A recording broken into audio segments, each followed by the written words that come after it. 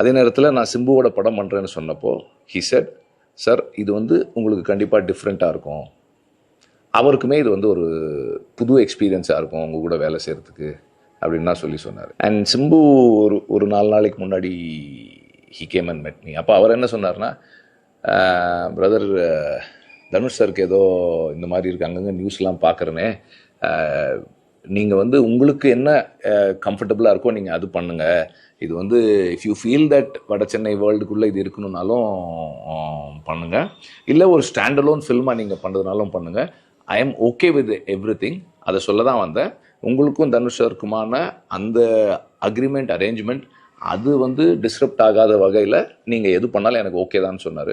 So both of them respect each other and both of them are ready to give me the space to be myself and express myself.